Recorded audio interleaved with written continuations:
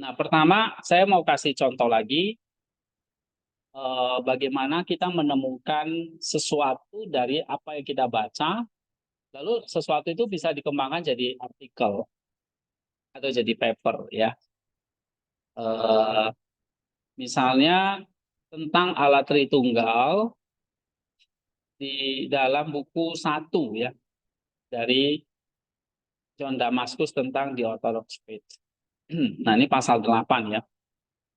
Kalau di pasal 8 kalian lihat di sini.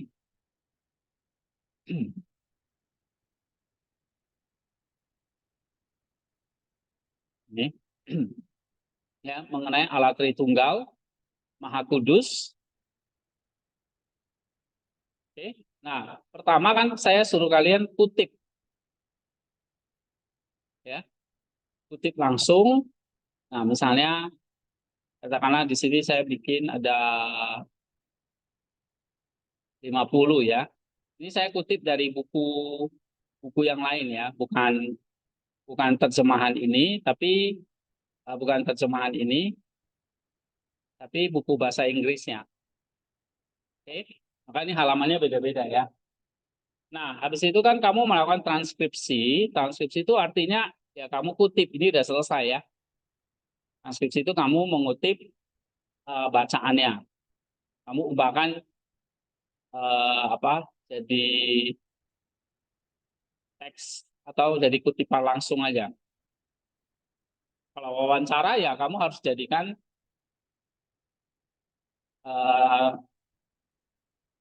data tertulis dari hasil wawancara orang, kamu bisa ubah jadi data tertulis. Tapi ini kan buku ya, kamu tinggal copy atau tinggal kamu kutip ya. Lalu lakukan pengkodean. Jadi setiap kutipan diberi label lah ya atau kode. Misalnya saya kasih pagar pagar tanda pagar seperti ini. Misalnya kutipan 1. Kamu lihat kutipan 1, dia ngomong tentang oleh karena itu kami percaya kepada satu Allah, satu prinsip tanpa awal, tidak tercipta, tidak diperanakan, tidak dapat dihancurkan, kekal tanpa batas, tidak terlingkup, tidak terbatas, tak terhingga dalam kuasa, sederhana, tidak tersusun, tidak berwujud, tidak berubah, tidak terpengaruh, tidak dapat diubah, tidak dapat dialterasi, tidak terlihat sumber kebaikan dan keadilan, cahaya intelektual dan tak terjangkau. Nah, misalnya ini kita kasih kode apa kemarin saya bilang. Kamu bisa katakan ini tentang keesaan Allah, ya, atau atribut Allah, atau kamu mengatakan Allah yang kekal, atau Allah yang tidak berubah. Nah, macam-macam lah ini kamu kasih kodenya. Atau tadi kemarin saya bilang itu apa? Sifat Allah, ya kan? Atau Allah yang esa. Nah, nanti kutipan 2 juga begitu.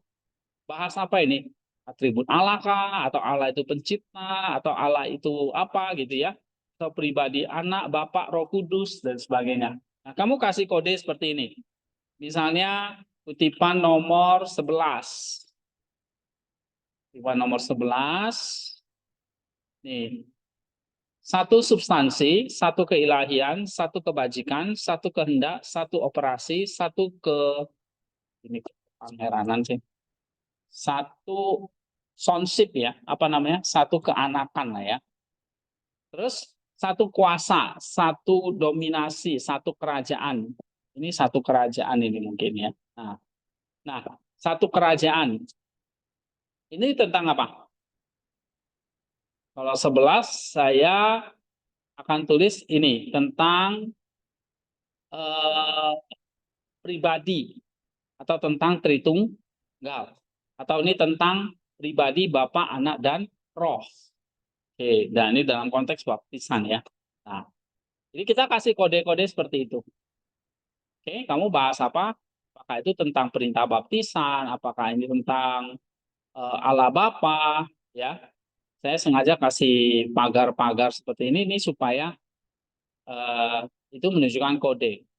Lalu dari situ kamu kelompokkan ternyata tentang atribut Allah, Allah pencipta, Allah maha adil. Ini kan banyak semua dibahas dari siapa? Damaskus kan? Nah, ini kamu kelompokkan kode ini kamu kelompokkan namanya apa? Sifat-sifat umum dan keesaan Allah. Ya. Baru nanti tentang tiga pribadinya, tentang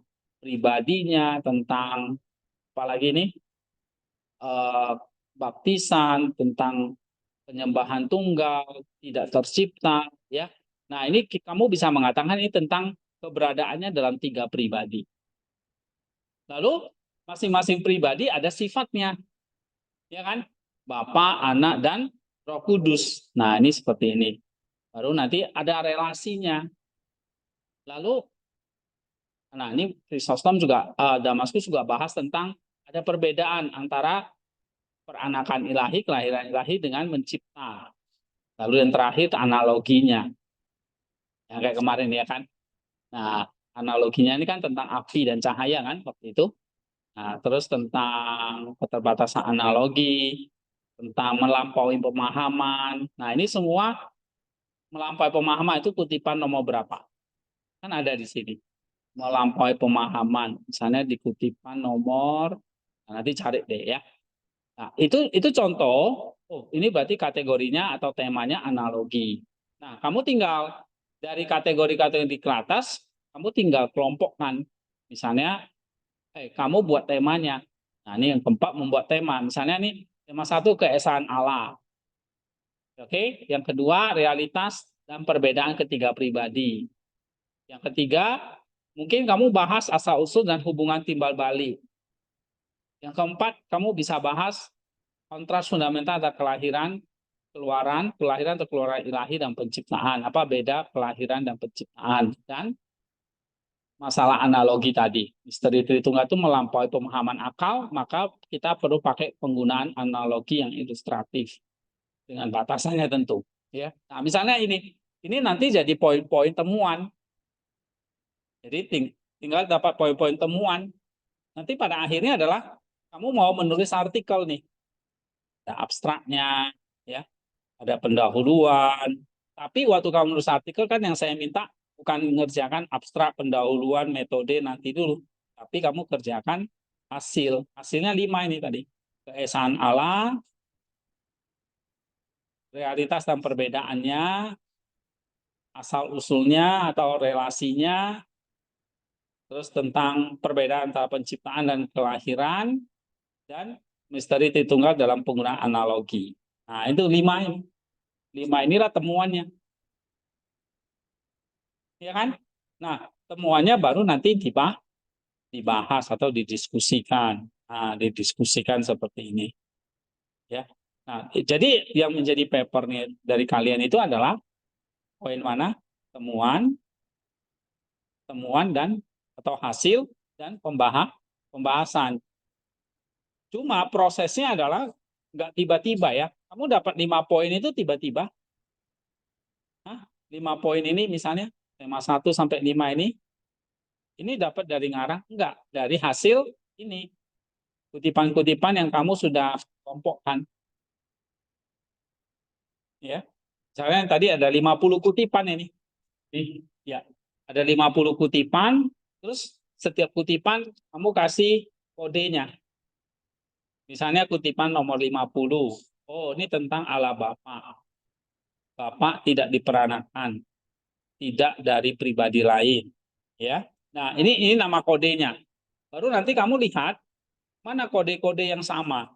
Nah, kode-kode yang sama, misalnya atribut Allah, Allah tidak tercipta, Allah itu kekal, Allah tidak terlihat, Allah maha hadir, Allah transenden, Allah itu sumber keberadaan, Allah itu satu keilahian. Nah, ini semua apa nih? Satu kelompok, ya kan? Kita namakan kelompoknya apa? Atau kategori namanya apa? Iya, gitu. Nanti juga ini ada pribadi Bapa, pribadi Roh Kudus, pribadi Anak, ya, satu hakikat, 3 pribadi. Misalnya ini namanya apa? Satu kelompok yang namanya keberadaan dalam 3 pribadi. Baru nanti bahas lagi apa properti masing-masing. Nah, ini bisa dikatakan satu kategori. Oke, jadi nanti dapat berapa? Kamu bikin temanya, ya. Kamu bikin temanya, itulah nanti temuannya. Nah, ini contoh. Atau kamu nanti bisa pakai contoh dari WordPress itu juga bisa. Misalnya kayak yang saya bagi itu kemarin, Itu juga bisa dipakai ya. Ini ada contoh lain. Kalau itu sulit dipahami, pakai metode ini aja. Nah, ini juga sama ya. Cuma ini dari Kiril. Ini ada 30 kutipan, terus kamu buat kode. Kodenya ada 1, 2, 3, 4, 5, 6. 6 kode kan? Dari 6 kode itu, 6, 7, 8, 9. Ada 9 kode kan? Nah, 9 kode itu kamu kelompokkan. Kode mana yang sama? Oh, ini sama ini sama, ini sama ini sama, ini sama ini sama gitu. Kamu kelompokkan, lalu nanti bikin tema. Ya. Jadi pokoknya simpelnya 1 sampai 50. Nah, ini tidak dikasih kode. Oke, dari kode kelompokkan kodenya. Misalnya kan kodenya ada 50 kode. Karena ada 50 kutipan kan. Nah, kamu kelompokkan. Ini misalkan lihat 100 juga bisa. 100. Dari 100 sampai 50 itu kamu kelompokkan mana yang sama. Misalnya dapat dari 50 itu jadikan 5 kelompok. Oke. Nah, setelah itu ini kan namanya apa? Pengelompokan kode. Nah, habis itu kasih tag. Misalnya kodenya ini ada 5, kamu mau bagi jadi 3 juga nggak apa-apa. Mungkin ada yang sama lagi. Ini pengelompokan. Ya. Jadi pengelompokan kode ini ditembak. Nah, nanti hasil akhirnya 3 poin. Jadi mengerucut jadi 3. Jadi data yang tadi 50 itu bisa menjadi 3 poin atau 4 poin. Ya. Nah, kalau kayak gini, ini 30 tuh jadi berapa poin? 4. Ya kan? Poin 1 itu ada berapa kutipan? 10 kutipan. Poin 2, 6. Poin 3, 5. Poin 4 ada 9. Misalnya gitu. Ya kan? Nah, poin 4 ada 9, poin 3 ada 5, poin 2 ada 6, poin 1 ada 10. Nah, misalnya begitu. Isinya itu kutipan semua. Cuma kamu sudah bikin tema-temanya ini. 1, 2, 3, 4. Ya, 4-nya dibagi lagi. Ya kan? Ada A, B, C. Gitu. Atau seperti ini. Ya, kamu dapat 5 tema. Nah, ini dapat 5 tema, ya kan? Dari 50 kutipan tadi.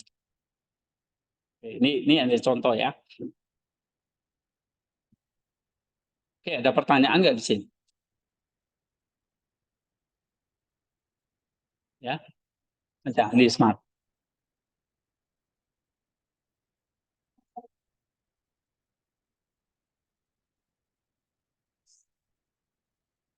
Ya, kalau kutipannya kan boleh bebas dari 4 buku itu. Pengelompokannya ya kamu bikin sendiri, nggak bergantung buku itu lagi. Ya, kamu bikin sendiri. Kodenya itu bebas. Misalnya, ini bahas tentang apa kutipan ini? Kamu kasih aja beberapa kode. Ya, habis itu kamu kelompokkan. Nih, pengelompokan. Jadi ini kan semua tanda pagar ini kan kode semua kan? Nah, ini kode yang sama nih. Dikelompokkan jadi ini. Nah, terus tentang pribadi kamu kelompokkan ini.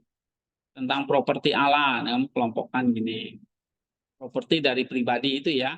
Misalnya anak tidak terpisah, anak itu dilahirkan, Roh Kudus itu dikeluarkan. Nah, gitu-gitu itu namanya properti. Lalu relasi hubungan internalnya. Nah, ini kan satu kelompok ya. Ini nggak salah ada 6, tapi temanya cuma 5 karena ada yang bisa digabung gitu ya. Nah, ini kan saya bikin sendiri. Kalau kemarin malam kita jumpa itu kan Allah itu bicara tentang keesaan, tapi juga bicara tentang kepribadiannya masing-masing. Habis itu bicara tentang relasinya, ya kan? Dan pemahamannya melalui analogi. Nah, itu saya dapat 4 poin. Ya. Lalu 4 poin ini Nah, kamu mulai tulis nanti. Kamu bahas. Kan di sini ada contoh nih pembahasan. Ini pembahasan atau diskusi. Misalnya topik 1 nih, poin 1. Nah, diambil dari kutipan apa aja masukin. Ini kutipannya udah banyak nih. 1, 3, 5, 6, 7, 8, 9, 10, ada 18, ada 19, 27, 28, 49. Nah, ini kutipan-kutipan yang mendukung. Nah, ini kan saya bisa pakai untuk bikin beberapa paragraf dari kutipan itu. Ya kan? Nah, kemudian kamu kutip, kan kutipannya kan di atas nih. Nanti kamu pakai nanti di dalam paragraf. Ya. Kamu pakai nanti di dalam paragraf, terus nanti kamu itu jadi evidence kan? Nah, nanti kamu kasih analisis, kasih penutupnya, kasih topik, gitu, bikin paragrafnya, ya.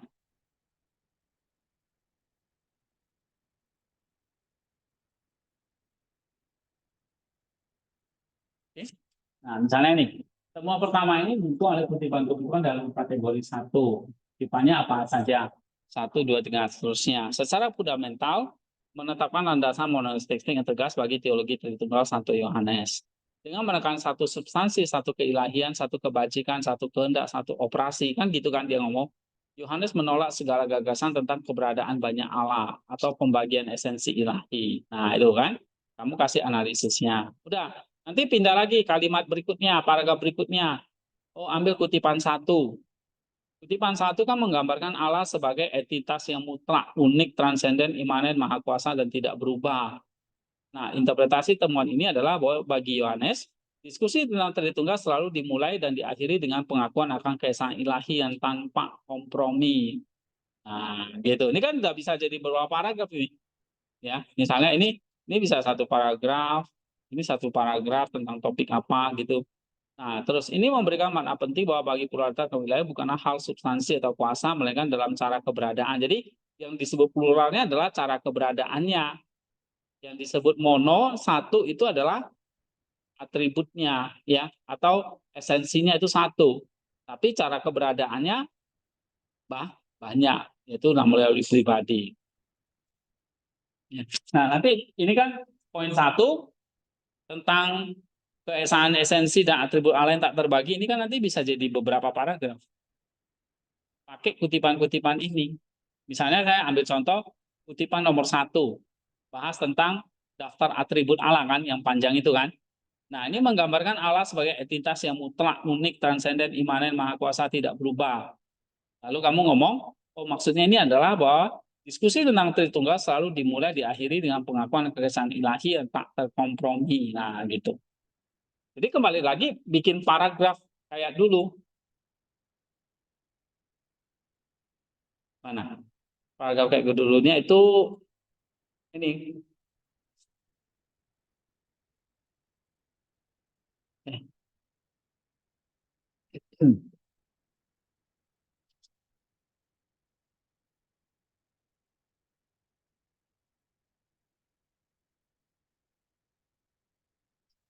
Mana ya? Uh, nah ini, ya kan? Kembali lagi bikin kayak gini. Oke. Jadi ada topiknya, lalu kamu kasih pendukung, pendukungnya apa? Kutipan itu tadi. Lalu kamu kasih analisis dan simpulan. Paham nggak? Hah? Iya. Ini perlu dijabarin nanti, misalnya poin 1, kutipannya ada berapa nih? Poin 1. 1, 2, 3, 4, kan banyak kan? Nah, ini kamu bisa pakai nanti untuk bikin beberapa paragraf dengan cara ini, ya. Setiap paragraf itu ada unsur-unsurnya minimal 4 atau 3. Oke. Nah, ada pertanyaan nggak di sini? Paham nggak? Ya, jadi dalam paper kalian ini perlu didiskusi. Nah, diskusinya itu ambil kutipan John Damaskus dulu di sini. Ini belum ada kutipan dari buku lain ini. Saya masih pakai Kutipan misalnya poin 2, kutipannya nomor 10, 11, 12, 37, 48, 49. Ini bisa dipakai. Ya. Lalu tambahkan kalimat-kalimat analisis kalian, ya. Lalu atau analisisnya dan kesimpulannya. Gitu. Nah, ini nanti dipakai di dalam paragraf-paragraf pembahasan. Tapi sekarang yang penting adalah apa yang kalian kerjakan dulu? Benerin dulu ini. Ya. Bikin temanya dulu atau temuannya apa dulu. Nah, ya baru nanti temuannya apa dulu. Setelah temuan dapat misalnya 5 poin, nah, masuklah pembahasan. Ya, tapi yang kalian kumpulkan nanti ini dari sini kutipannya apa dulu, tuh, terus bikin apa? Pengelompokan, bikin kode. Setelah itu pengelompokan kode kan. Nah, kodenya dikelompokin, habis itu bikin tema, nih, tema terus verifikasi itu kayak ngecek lagi benar atau enggak, ya. Terus baru bikin laporan. Laporannya nggak usah artikel dulu, laporannya cukup abstrak pendahuluan nggak usah dulu, laporannya cukup dari hasil dan pembahasan. Tapi yang kalian kumpulkan tuh jangan cuma hasil pembahasan, tapi mulai dari kutipannya, mulai dari kayak gini. Nah, mulai dari kayak gini. Hasil, ya, nih, kutipannya, kodenya, temanya, baru nanti pembahasan. Paham nggak? Nah, jadi jangan cuma kumpulin tiba-tiba hasilnya doang, terus pembahasan. Enggak. Tapi prosesnya itu saya mau tahu. Ya, nah, itu eh, kita pakai metode ini semester ini. Ya, kalau semester lalu memang saya udah langsung kasih poinnya kan. Manusia itu ada penciptaannya, jatuh dalam dosa, lalu diselamatkan, lalu ada pemulihan akhir, kan gitu.